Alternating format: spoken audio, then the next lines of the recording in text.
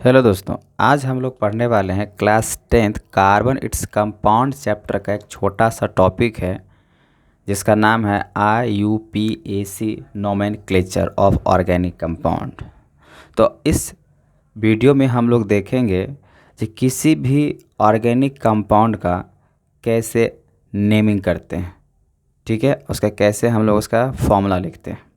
तो जैसे कि आपको मालूम है जो कि कार्बन, तो कार्बन का जो वैलेंसी होता है वो होता है 4, जिसके वजह से इसको हम टेट्रा वैलेंट मतलब टेट्रा वैलेंसी भी बोल सकते हैं इसको। ठीक है, तो चलिए हम लोग देखते हैं जो कैसे किसी भी ऑर्गेनिक कंपाउंड्स का नेमिंग होता है। दोस्तों, किसी भी ऑर्गेनिक कंपाउंड को नेमिंग करने से पहले आपको पहले रूट वर्ड याद होना चाहिए कार्बन का। जैसे कि आपको मालूम होना चाहिए फर्स्ट कार्बन के लिए हम लोग क्या लगाते हैं, मिथ लगाते हैं। सेकेंड कार्बन के लिए हम लोग क्या लगाते हैं, इथ लगाते हैं। 3 कार्बन के लिए हम लोग क्या लगाते हैं, तो प्रॉप लगाते हैं। 4th कार्बन के लिए हम लोग क्या लगाते हैं, ब्यूट लगाते हैं। 5th कार्बन के लिए हम लोग क्या लगाते हैं, तो पेंट लगाते हैं। फिर 6th कार्बन के लिए हम लोग क्या लगाते हैं, तो हेक्स लगाते हैं। वही 7th कार्बन के लिए हम लोग क्या लगाते हैं, तो हेप्ट लगाते हैं। इस तरीके से वर्ड रूट आपको कम से कम 10 तक याद होने चाहिए। ठीक है ना। अगर ये वर्ड रूट आपको याद रहेगा तभी जो है ना किसी भी ऑर्गेनिक कंपाउंड का आप नाम कर सकते हैं। दूसरी बात है, अगर हम ऑर्गेनिक कंपाउंड का अगर नेमिंग करना चाहते हैं उसके लिए आपको जो है ना कुछ सब्स्टिट्यूएंट्स भी याद रखना होगा। जैसे कि methyl, ethyl, chloro, bromo, iodo, fluoro, nitro, ये सब्स्टिट्यूएंट्स हैं। तो ये सब्स्टिट्यूएंट्स का भी नाम आपको याद रखने होंगे और आपको मालूम होना चाहिए ये जो सब्स्टिट्यूएंट्स है आप इसको जो है ना कोई भी कार्बन्स जो चेन होगा उस लॉन्गेस्ट चेन में ये सब्स्टिट्यूएंट्स उस चेन में नहीं आना चाहिए। ठीक है ना। मतलब हम क्या कह रहे हैं, those who are not involved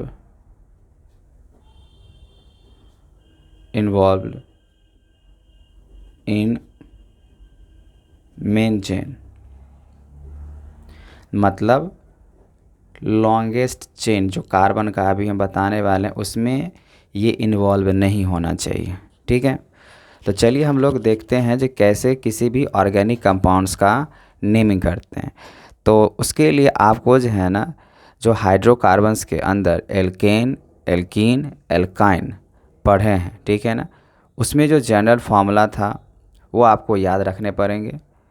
दूसरी बात, जो हम लोग देखे थे जो एल्केन था उसके लिए हम लोग क्या लगाते हैं, एल्केन के लिए अगर हम बात करें तो सिंगल बॉन्ड लगता है। एल्केन के लिए हम लोग सिंगल बॉन्ड लगाते हैं।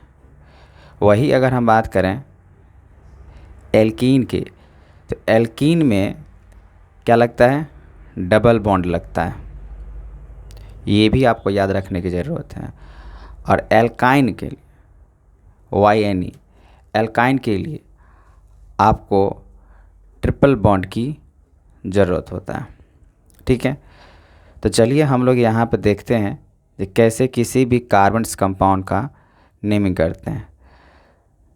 तो एग्जाम्पल के लिए देखिए, अगर मान लीजिए हम यहाँ पे इस तरीके से कार्बन हम लिए, ठीक है, और आपको पता ही है जो कार्बन का वैलेंसी 4 होता है इसको 4 फिल करना पड़ेगा। तो अगर किसी भी कार्बन में अगर आपको कोई भी अगर सब्स्टिट्यूएंट्स अगर नज़र नहीं आ रहा है, ठीक है ना, मतलब इसमें जैसे मान लीजिए इस कार्बन का स्टेबल कराना है तो कार्बन को हम हमेशा किसके साथ अगर कुछ भी अगर एटॉम्स ना मिले तो उस एटॉम्स की जगह पे आप हाइड्रोजन को लगा सकते हैं।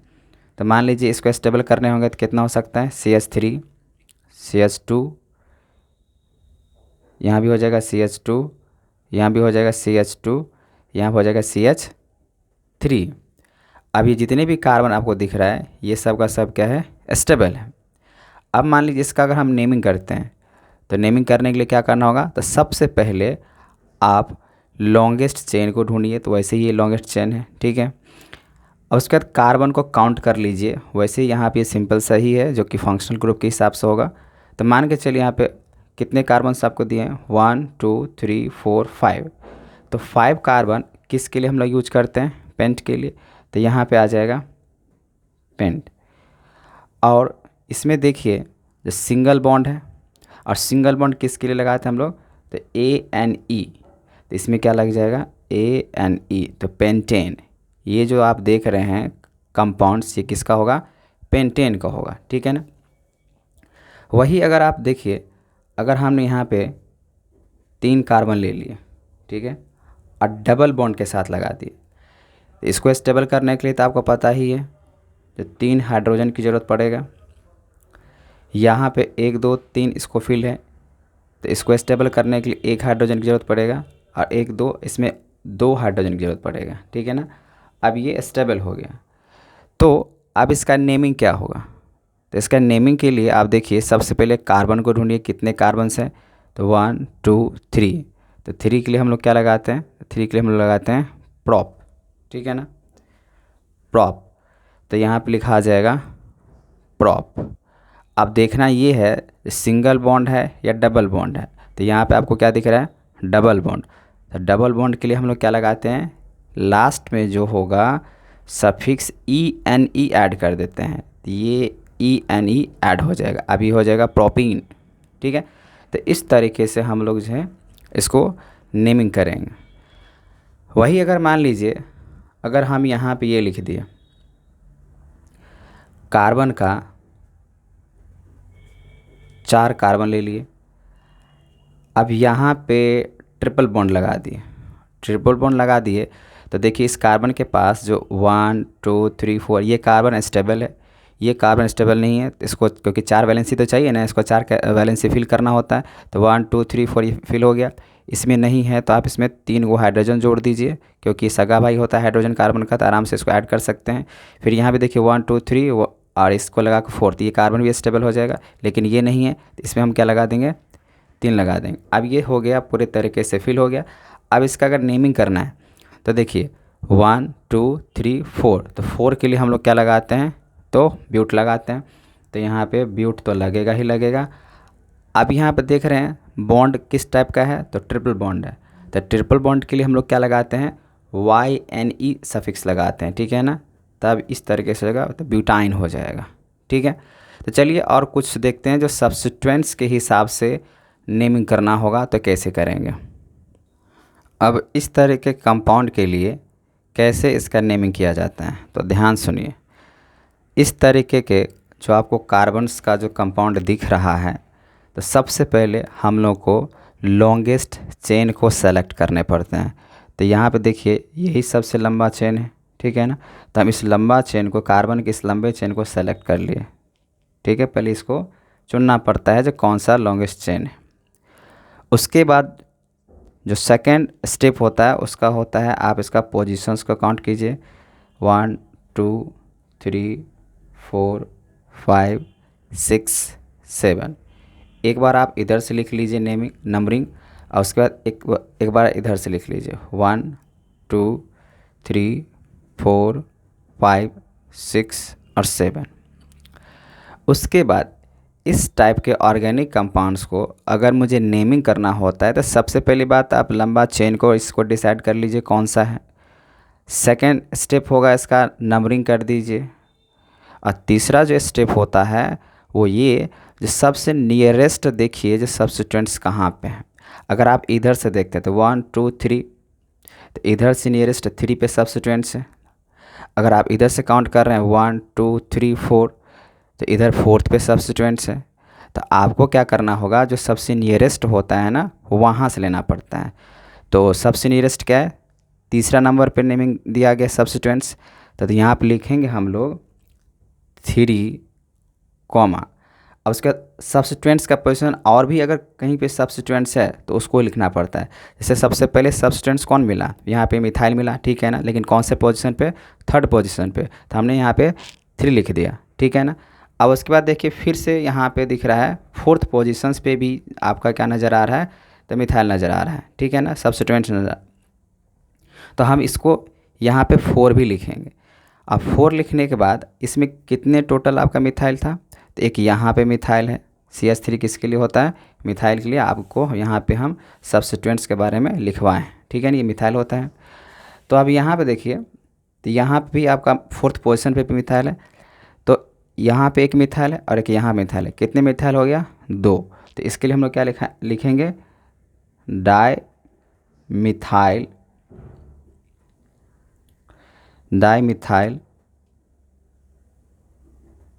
ठीक है, क्योंकि 2 मिथाइल है इसी वजह से क्या लिखाएगा, डाई मिथाइल।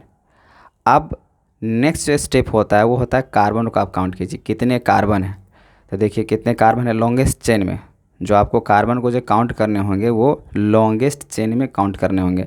तो यहाँ आप देखिए 1 2 3 4 5 6 7, अच्छा 7 अगर कार्बन होता है तो 7 कार्बन के लिए आप क्या लगाते हैं, तो हेप्ट लगाते हैं, ठीक है ना। तो अब यहाँ पे जो लिखाएगा वो लिखाएगा हेप्ट। उसके बाद ढूंढना पड़ता है सिंगल बॉन्ड है या डबल बॉन्ड है या ट्रिपल बॉन्ड है, ठीक है ना।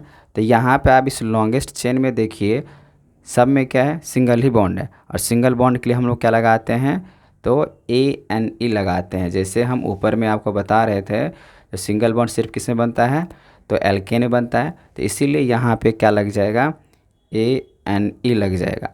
ये हुआ इस कार्बन कंपाउंड का, ऑर्गेनिक कंपाउंड का नेमिंग, 3,4 डाईमिथाइल हेप्टेन।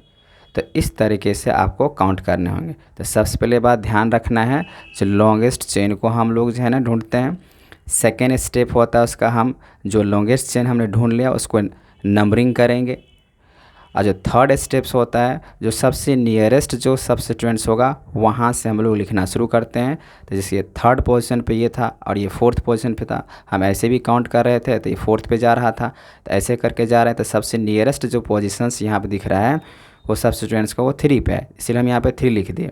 फिर उसके बाद नेक्स्ट यहाँ पर देख रहे हैं तो फोर्थ पोजीशंस पे फिर से यहाँ पे सब्स्टिट्यूएंट्स दे दिया, तो उसको भी हम लिखेंगे फोर्थ पोजीशंस लिख देंगे, ठीक है ना। अब यहाँ पे इसमें देख रहे हैं कि कितने आपको दिख रहा है सब्स्टिट्यूएंट्स, 2 यहाँ पे दिख रहा है कि यहाँ पे दिख रहा है, ठीक है ना, 2 है मिथाइल, इसीलिए क्या लिखाएगा यहाँ पे, डाईमिथाइल, ठीक है। उसके बाद काउंट करना पड़ता है कार्बन कितना है लॉन्गेस्ट चेन में, तो 1 2 3 4 5 6 7 है, तो 7 के लिए हम लोग क्या लगाते हैं, हेप्ट लगाते हैं। और फिर जो लास्ट स्टेप होता है वो ढूंढना पड़ता है जो वो सिंगल बॉन्ड है या डबल बॉन्ड है। तो यहाँ पे क्या है, सिंगल बॉन्ड है, इसलिए क्या लग जाए यहाँ पे, ANE लग जाएगा। अब तो ये हुआ मान लीजिए अगर मिथाइल के हिसाब से हुआ, लेकिन अगर साथ में अगर आपको लग जाए, ब्रोमो लग जाए, क्लोरो लग जाए, तो उसके लिए आप कैसे बनाएं। तो उसके लिए आप यहाँ पे ध्यान से देखिए, अगर हम यहाँ पे ऐसे लिख रहे हैं CH3 CH, और ये हम एक लॉन्गेस्ट चेन ले रहे हैं, मान लीजिए हम यहाँ पे लगा दिए ब्रोमीन, यहाँ पे लगा दिए क्लोरीन, तो इसका नेमिंग कैसे होगा, तो इसका नेमिंग जो है ना वैसे ही होगा जैसे इसमें हम बात किए हैं, लेकिन इसमें हम लोग अल्फ़ाबेट्स की तरह करते हैं, जो अल्फ़ाबेट्स में पहले आएगा उसको हम लोग लिखते हैं, ठीक है। तो चलिए देखते हैं यहाँ पे। तो सबसे पहले आपको लॉन्गेस्ट चेन को ढूंढना पड़ेगा, तो यह है आपका सबसे लॉन्गेस्ट चेन है, ठीक है ना।